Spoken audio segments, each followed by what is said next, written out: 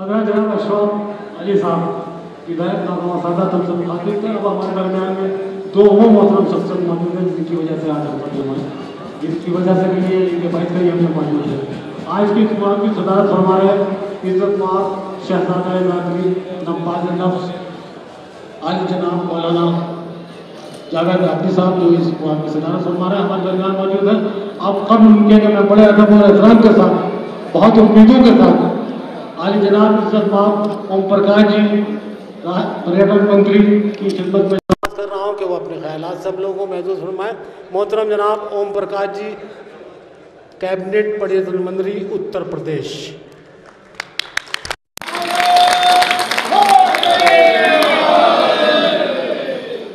इस कार्यक्रम के सदर हमारे मित्र और उत्तर प्रदेश सरकार के शानदार मंत्री और साथी आली जनाब जावेद आफरी साहब, हमारे सरकार के और मेरे विभाग के, जो आप ही के परिवार का, आप ही के घर का और सादगी का और सरलता का एक शानदार साथी माननीय मूलचंद चौहान साहब, दूसरे साथी जो आपके बीच पड़ोसी भी है और आपकी नजरें कैद करने के बदलती है भाई मनोज पारस जी, हमारे संगठन के जिलाध्यक्ष जमील अहमद अंसारी साहब, एमएलसी भाई उमर अली खान साहब, हमारे दो विधायक हाजी अशफाक साहब, हाजी यूसुफ अंसारी साहब, हमारे मंच के नीचे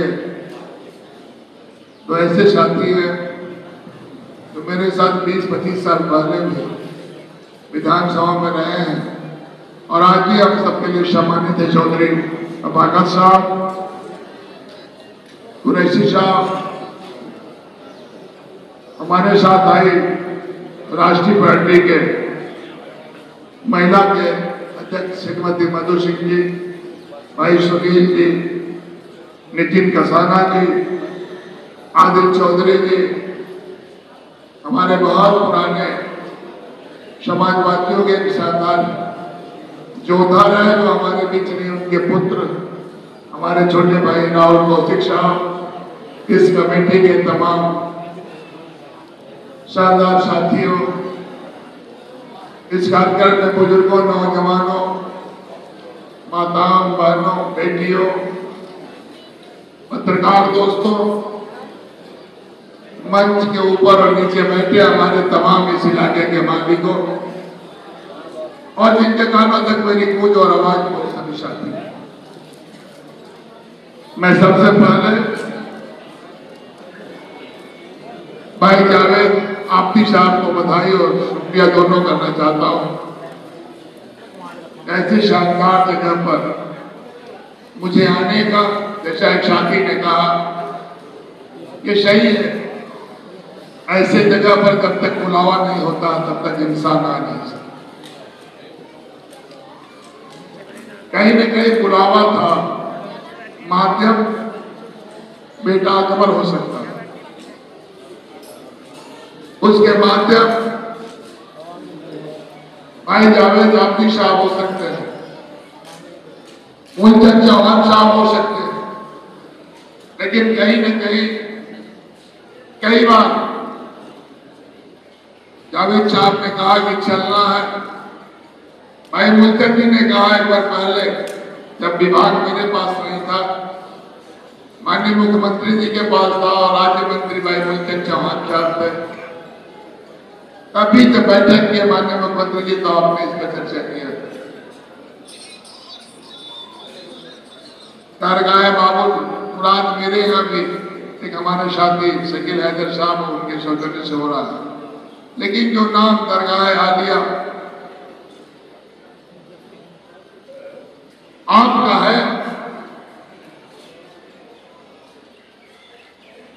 केवल हिंदुस्तान में नहीं, दुनिया में नाम। और यहाँ लोग सम्मान किसी कौम और किसी धर्म का हो, यहाँ पर जब सर झुकता है तो केवल सम्मान से झुकता है। ये है इनका कमाल। और जो हम लोग भी आए अल्लाह को मानने वाले लोगों, एक बात का याद रखना, अल्लाह उसे कभी नहीं माफ करता जो दूसरे का दिल दुखाने का काम करता। हम सब ऊपर वाले के बंदे हैं, हमें क्या करना चाहिए? मौला बोलता नहीं, लेकिन देखता जरूर है कि हम असली है कि नकली है, हम सही हैं कि गलत है, हम दोस्त हैं कि दुश्मन है, हम अपने हैं कि पराये हैं। उनकी नजर में, उनकी रूह में कहीं न कहीं चीजें हैं। चाहिए भाई, मूलचंद जी ने जो कहा, अकबर मेरे बीच नहीं है, और दुनिया में है जो आया उसे जाना तय है। लेकिन कुछ लोग तो जिंदा रहकर भी मरे हुए समान होते हैं, और कोई दुनिया में मरकर भी जिंदा हो जाता है। ये कहीं न कहीं उसका किरदार है। अकबर सही है कि हमारे बीच नहीं है, लेकिन ईमानन वो जब तक सूरज चांद रहेगा, जब तक दरगाह और हम सब रहेंगे, हम लोग न भी रहे तभी वो जिंदा रहेगा। ये है रसूल, ये है ईमान। भाई जावेद साहब ने कहा 16 साल बाद शादी भी नहीं हुई, इसी जनपद में हुई, और 16 साल बाद बच्चा, जिसको मैं देखने गया, मैंने पूछा, फोन किया, कहाँ हो? तो कहा मित्र, मैं बच्चे की तबीयत खराब है, 25-30 दिन उसका तक हुआ था और होश नहीं आ रहा है। मैंने कहा मैं अभी आ रहा हूं। मैं विनय चौधरी भी ये नारायण अमेरिका के लोग आए थे, तो मैंने कहा चलो उन्हीं के घर चाय पी के चलते हैं। जब पता चला तो मैंने कहा मैं आ रहा हूं। और देखने के बाद मुझे लगा अब ऊपर वाले पर कोई सवाल नहीं खड़ा करेंगे, लेकिन ये मासूम बच्चा जिसकी उम्र 3 महीना हो, दुनिया की जानकारी में कोई गुनाह नहीं किया, और इसके बाद भी ऊपर वाले ने, जैसा कि मौलाना साहब ने कहा, हम लोग से अधिक उसकी जरूरत थी और उन्होंने उसे बुला लिया। तो उसकी रूह जहां भी हो, वो हम सबको दुआ दे और महसूस कराए जिनके लिए हम छोड़ आए हैं, वो आज भी मेरे लिए कहीं न कहीं कुछ करने का और कुछ कराने की बात सोच रहे हैं। ये कहीं न कहीं है। तब मैं 8 घंटा लगाया आपके आने में, दिल्ली से 7 बजे चला, 7 बज के भाई सुनेंगे, 7:05। अभी नितिन है, आदिल है, तमाम इनकी पूरी पलटन लोग लगे थे, पूरी मेरठ, नोएडा, गाजियाबाद और आपका शहर में तो कार्यक्रम ही था। बहुत लोग नाराज हुए जावेद साहब से, हमसे भी नाराजी नहीं होंगे, बददुआ भी दे रहे होंगे, कहीं कहीं बददुआ दुआ के रूप में हो जाती। आए, रुके नहीं। हमने कहा जिस मकसद से हम आए और जहां मूल कार्य है कि हम वहां नहीं जाएंगे तो गुनाह होगा। हम लौटते हुए जहां कहोगे हम रुक जाएंगे, लेकिन जहां जाना चाहता हूं वहां जाने दो। और तब मैं आपके बीच आया। मैं नाम बहुत सुना था। अभी भाई जावेद साहब मेरे जनपद में गए थे, लेकिन हम इनको बता कर आए, ये छुपे लुके छुपे चले गए थे। कौमी दरगाह और इन जगहों पर आने वाले लोगों यहाँ ईमानत कर रहा हूं। तो मैंने एक बात कही कि बोलते नहीं लेकिन देखते सब। जब कोई ईमान से इंसान आता है और ईमान वाला होता है ऊपर वाला उसे बेशक दुआ देने का काम। और मैं कहूंगा कहीं भी जाओ तो ईमान वाली बात मोहम्मद साहब ने कहा, ईमान वालों, दुनिया में ईमान की बहुत बड़ी मतलब है। जिसके पास ईमान नहीं होगा वो इंसान हो ही नहीं सकता। ईमान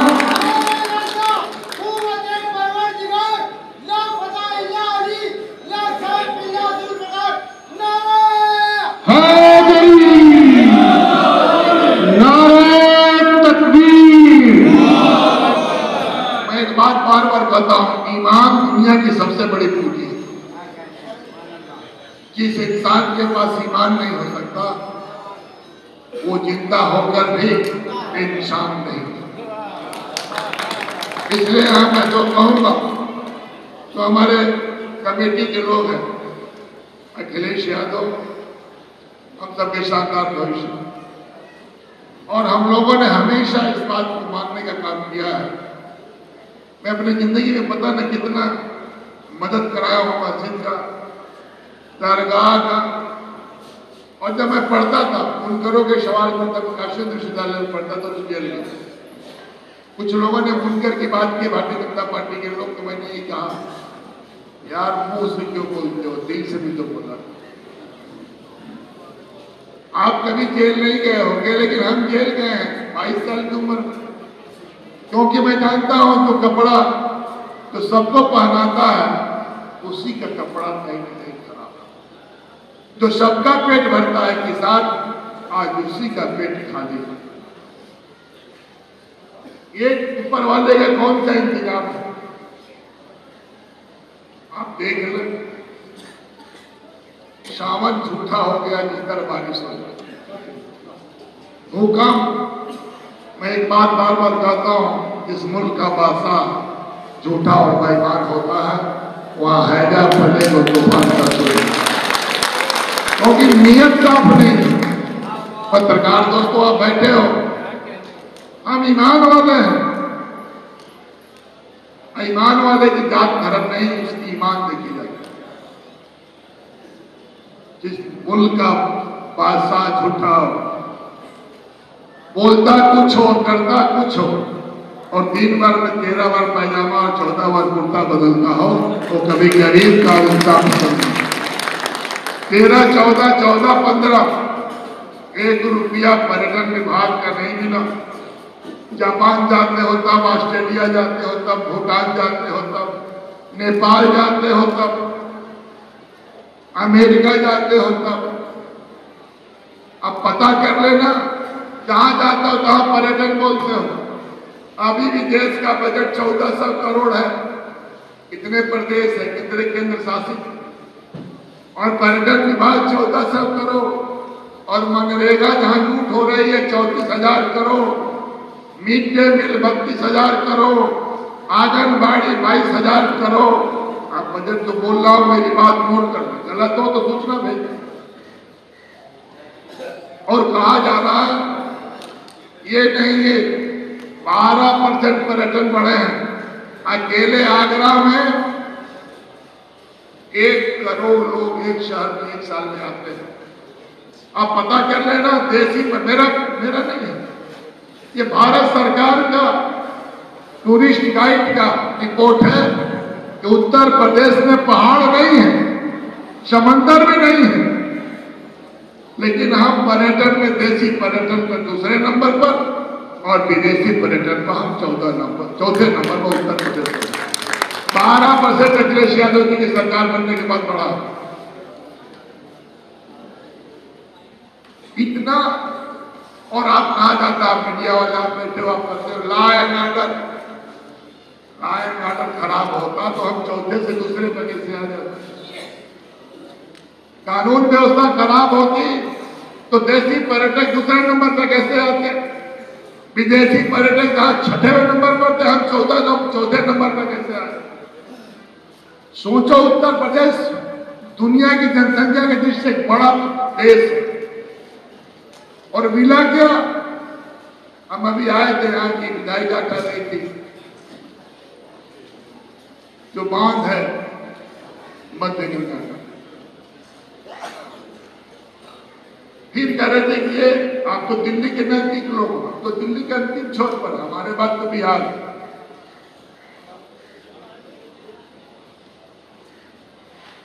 आप तो दिल्ली के नजदीक हो, और दिल्ली के नजदीक होने वाला लोग सड़क पूछता हुआ खराब हो, बिजली की बात खराब हो, 12 महीना 26 मई को हो जाएगा।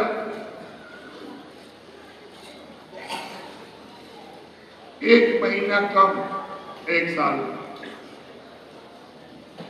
12 महीना हो जाएगा 26 मई को। और बता दो एक उपलब्धि भारत सरकार की, एक उपलब्धि है,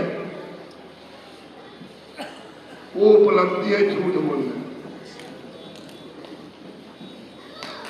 केवल झूठ बोलने। कोई बड़ी फैक्ट्री आ गई, कोई बड़ी कंपनी आ गई, किसी के खाते पे पैसा आ गया और हमने किसानों के लिए 2200 करोड़ रुपया माफ कर दिया। नहर का पानी, ट्यूबवेल का पानी मुफ्त,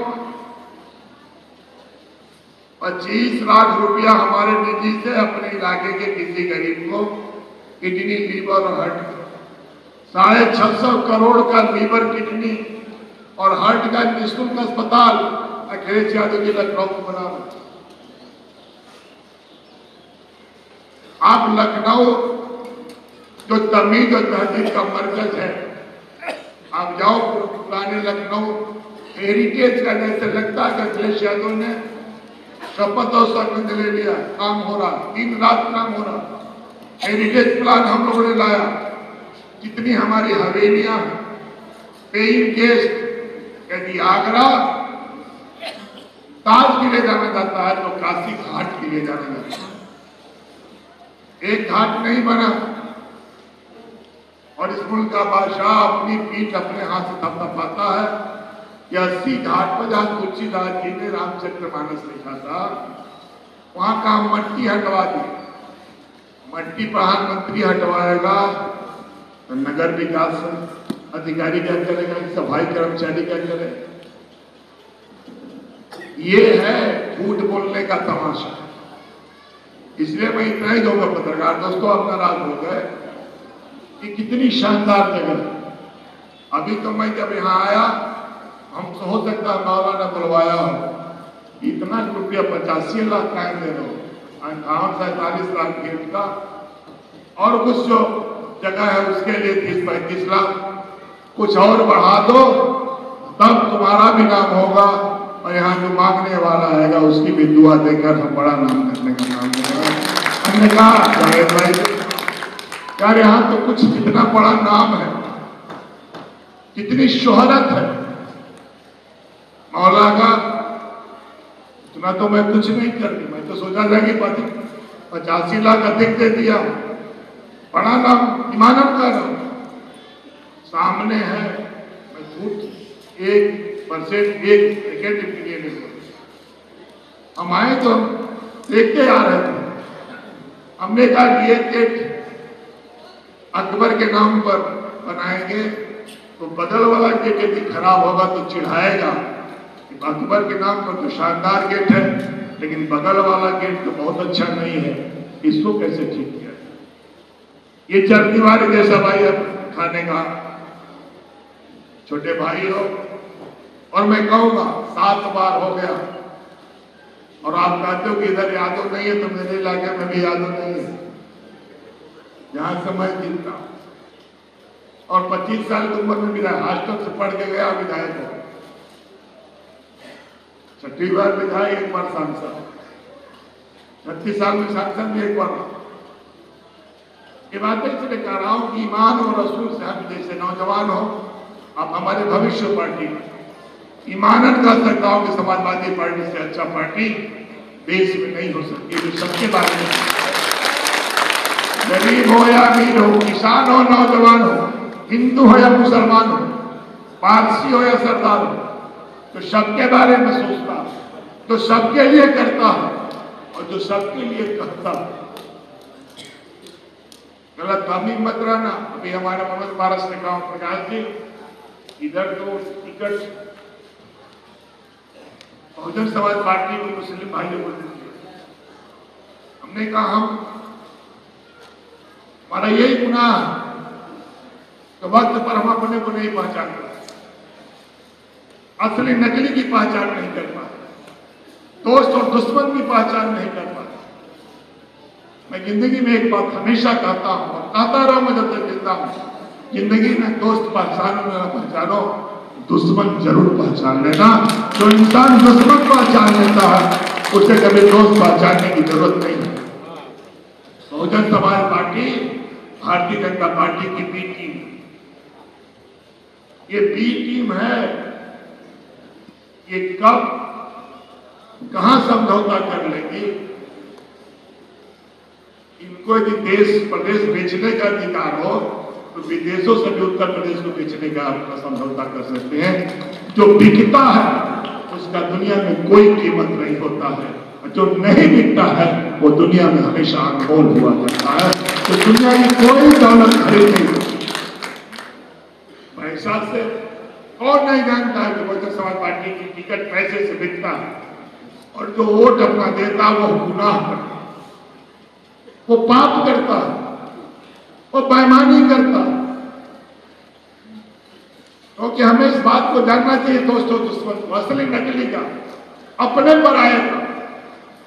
इसलिए मैं हमेशा एक बात कहता हूं कि जिंदगी में दोस्त और दुश्मन में ना पहचान पाओ दोस्त तो दुश्मन को पहचान।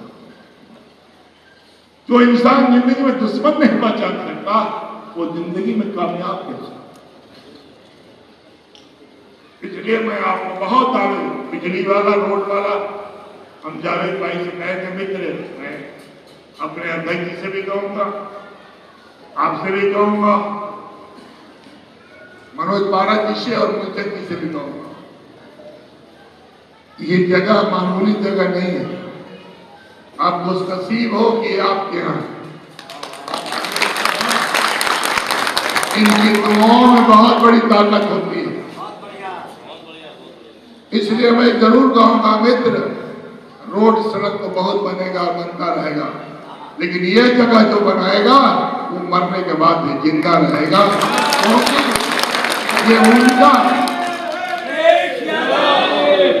ये उनका देश है जो बोलते थे नहीं, दिल दिल से बोलता नहीं, लेकिन दिल दिल की बात पहचान लेता है। यही तो ऊपर वाले की। इसलिए मैं कहूंगा जावेद भाई, बेशक बेटा तो आपका मरा है, लेकिन ये कभी मत सोचना जो हम लोग का बेटा नहीं था, वो हम लोग का धर्म का बेटा था। और उसे हम जब देखे और ईमानन 2 बार देखने का सौभाग्य मिला, मैं ऊपर वाले से कहा भी कि इसका तो कोई गुनाह नहीं हुआ, गुनाह तो हम लोगों ने किया होगा। ये तो जिंदगी का एक भी बसंत नहीं देखा, लेकिन ऊपर वाले का जो मर्जी है, शायद हम आप सबकी परीक्षा ले रहा है कि हम केवल मुंह से इसका है कि दिल से इसका है। तो जरूर मैं कहूंगा ये जगह आने के बाद, अब जब आऊंगा तो मैं भीड़ लेकर नहीं आऊंगा, अकेले आऊंगा, अधिकारियों के साथ आऊंगा, और जो हो सकेगा आर्किटेक्ट को भेजकर, जैसा भाई जावेद साहब ने कहा कि अच्छा इसकी बाउंड्री, इसकी जगह, मैं तो कमेटी के लोगों से कहूंगा आओ मेरे यहां दिखाना मैं क्या हूं, कैसे दुकान लगेगी एक साइड में, कैसे व्यवस्था होगी, इसका एक भाई जावेद साहब से कहूंगा जब बड़ा काम कर रहे होंगे तो कुछ इसके लिए भी समझ देते हैं। कहां गाड़ी खड़ी होगी, कहां ट्रेन टू ट्रेन सीसी बनेगा, हम मुख्यमंत्री जी से कहेंगे। हम आपका एक मजबूत वकील बनकर काम करूंगा और मैं बताऊंगा कि मैं दूर रहकर भी आपके बहुत नजदीक हूं। जिंदगी में यूं ही कोई किसी के करीब नहीं जाता और यूं ही किसी का अपना नहीं हो जाता, कहीं ना कहीं कुछ होता है। जो होता है वो दिखाई नहीं देता, केवल महसूस किया जाता है। अपनापन का, अपनत्व का।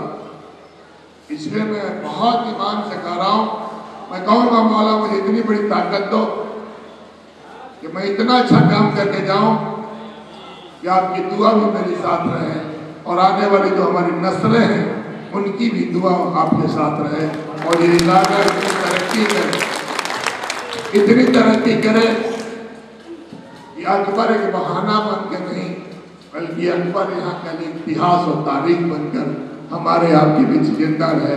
इन्हीं बातों के साथ मैं पुनः आपसे बात उम्मीद और भरोसा के साथ आपसे विदा दे रहा हूँ कि आप विश्वास करना 1.5 साल के अंदर, सरकार के अभी 2 साल है, जो बन रहा है उसमें और सुंदर कैसे बनेगा, इससे और कैसे अच्छा बना है, इसमें जो लगे पंखा शीशा तार वो अच्छे लगे, सड़क जो बने वो अच्छा बने, जो ठेकेदार बनाए उससे भी कहूंगा कि हम लोग के लिए हराम है कभी 1 रुपया, लेकिन जो बनाए वो इतना अच्छा बनाए देखने वाला कहे नहीं हमने एक अच्छा काम किया, इससे बड़ा परिचय दुनिया में और कुछ नहीं। इन जगहों से हमें ताकत मिलती है, इन जगहों से हमें रोशनी मिलती है, इन जगहों से कुछ कर गुजरने की जज्बा और हौसला मिलता है। ये मामूली जगह नहीं है, ये जिंदगी की उतार और चढ़ाव की एक शानदार मंजिल है, इस मंजिल से जिंदगी के रास्ते तय होते हैं। इन्हीं बातों के साथ मैं पुनः अपने मित्र, अपने भाई, अपने साथी, तमाम नौजवान, अपने विधायक साथियों को धन्यवाद देते हुए इस उम्मीद और भरोसा के साथ कि आज का दिन मामूली दिन नहीं, तारीख का दिन होगा जो इतिहास याद करेगा जब तक हम लोग रहेंगे और हम लोग के बाद की नस्लें रहेंगी। पत्रकार दोस्तों से कहूंगा, आप लोकतंत्र के चौथा स्तंभ हो, न्यायपालिका, कार्यपालिका, विधायिका और पत्रकारिता। आप नहीं रहोगे तो हम क्या कर रहे हैं कोई जानेगा नहीं। ये बात को याद रखना, आपसे ये रिश्ता है और हम लोग का नहीं छापोगे तो कितना दिन मोदी को छापोगे, छापना तो पड़ेगा और छापना पड़ेगा सही गलत, असली नकली का व्यवस्था है, नहीं कर पाए लोग। हर चीज में चित्त और गुस्सा नहीं किया जाता है।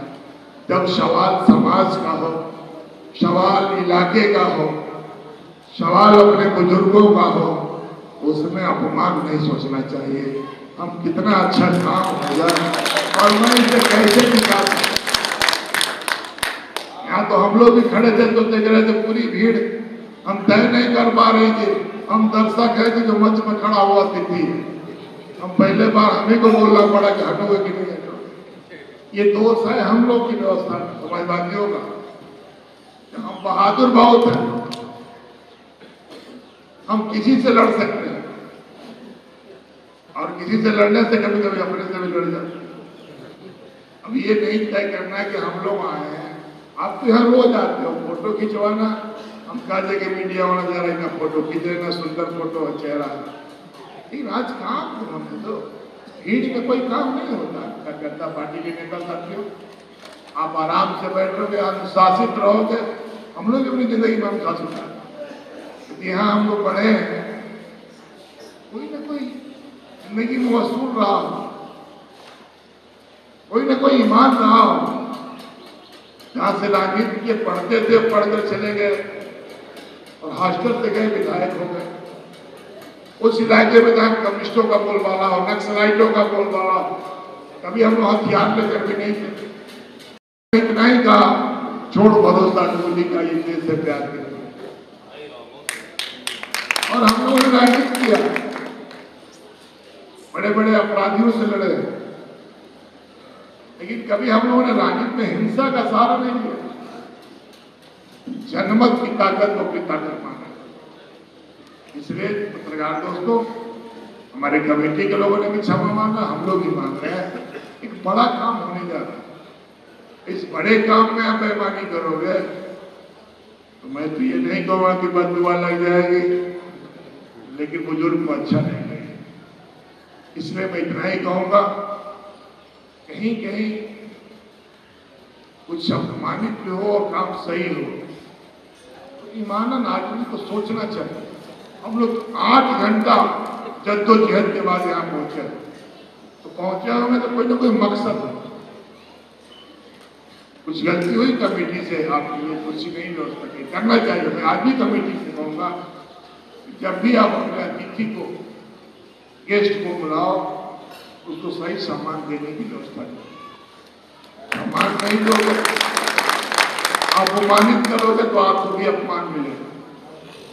इसलिए पत्रकार जो हमारे लोकतंत्र के चौथा स्तंभ है, इनके साथ सम्मान के साथ, ये इनका काम है। ये दिखाएंगे कि हम गलत क्या है, सही क्या है, हम जो कहने आए कर रहे कि नहीं। और मैं कह रहा हूं कमेटी के लोगों, काम की निगरानी आपकी होगी। हम 1200 किलोमीटर से आगे नहीं देखेंगे। मैंने जावेद भाई से कहा, मैंने मुल्तन भाई से भी कहा, मनोज पारस से भी है, हम अपने यहाँ भी काम करा रहे हैं। हमको जब मौका मिलता है गाड़ी उठाता हूँ, चल देता हूँ। कभी कभी डिजाइन चेंज कराता हूँ, कभी कभी सजेशन देता हूँ और समझाता हूँ। आप जानते हैं, एक साल में 7-7 लाख लोग आने लगे। तो मैंने किया और मैंने बताया कि मैं करना चाहता हूँ। इसीलिए मैंने कहा, बोलते नहीं लेकिन देखते सब है। इसलिए मैं जरूर कमेटी के लोगों से कहूंगा, मेरी नैतिक जिम्मेदारी के साथ साथ आपका धर्म कर्म बनता है। जिस पैसे को हम दे, उस पैसे को अपना पैसा समझकर इतना अच्छा काम करना। ये मीडिया के लोग भी कहे कि नहीं, हम जब आए हैं दूर से, सही है कि लाने में इस शानदार शख्सियत जो मेरे बीच में, इस बेटा का बड़ा योगदान है। इन्हीं बातों के साथ बहुत बहुत धन्यवाद। जय हिंद, जय समाज। हमसे और आपसे गुफ्तगू कर रहे थे मोहतरम माननीय श्री प्रकाश जी, पर्यटन मंत्री। अब हमारे और आपके दरमियान वो मोहतरम शख्सियत मौजूद है जो आज राज्य मंत्री जरूर है, लेकिन एक अरसे से न जाने कितने दिलों की धड़कन, न जाने कितने सांसों की धड़कन, पूरा हिंदुस्तान ही नहीं बल्कि पूरी दुनिया इनको एक बेहतरीन मुकर्रिर, बेहतरीन जाकिर, बेहतरीन आशिक मौला के नाम से जानती है। ये इनकी नेकनियती, इनकी शराफत, इनकी ईमानदारी का एक अहम नतीजा है कि वो आज हमारे दरमियान सिर्फ जाकिर की हैसियत से नहीं, ये पंडाल में इनकी आवाज़ पूरे साल तक गूंजती है। इस हाल में दरगाह में पूरे साल तक जब तकरीर करने यहाँ से चले जाते हैं तो सिर्फ शियों तक नहीं बल्कि दूसरे मज़ाहिब के लोगों तक भी इनकी आवाज़ गूंजती रहती है। जब से इनके नाम के बैनर लगे, हज़ारों आदमी जिनका ताल्लुक कोई शेयर से नहीं था, उन्होंने हमसे सवाल किया कि क्या ये वही जावेद आबदी हैं जो दरगाह पर तकरीर करते हैं। 2.5 घंटे, ये मेंबर गवाह है कि आप 2.5 घंटे पूरे स्पीड के साथ बोलने की सलाहियत रखते हैं। यही नहीं बल्कि पूरे हिंदुस्तान में और पूरी दुनिया में हमारे दरमियान मौजूद हैं। हम उनके बेपनाह मजबूर हैं कि उन्होंने एक नायाब तोहफा अपने मोहतरम, अपने साहबजादे की शख्सियत में ही, शक्ल में ही सही, हमको दरगाह से दिया। हम प्रकाश जी की बेपनाह मशहूर है कि उन्होंने और तमाम मौसम मान के जिनको हम चाहते थे कि वो बोलें, अपने ख्यालात का इज़हार करें, लेकिन वक्त की किल्लत है, वक्त की, जिसके लिए हम और मैं कमेटी भी इसके मादर खा है। रही पत्रकार बंधुओं की बात, साथियों की बात, साथियों लोग हैं। शेख सुलेमान जी हमारे बहुत पुराने साथी हैं। एक आदमी का विधायक है 89 में हमारे साथ थे, मैं नाम नहीं ले पाया, क्षमा करेंगे। SD हसन साहब, ये भी हमारे बहुत शानदार साथी हैं और बहुत अच्छे हैं। इसलिए मैं उन्हीं से कहकर मैं नाम नहीं ले पाया, क्षमा करेंगे सर।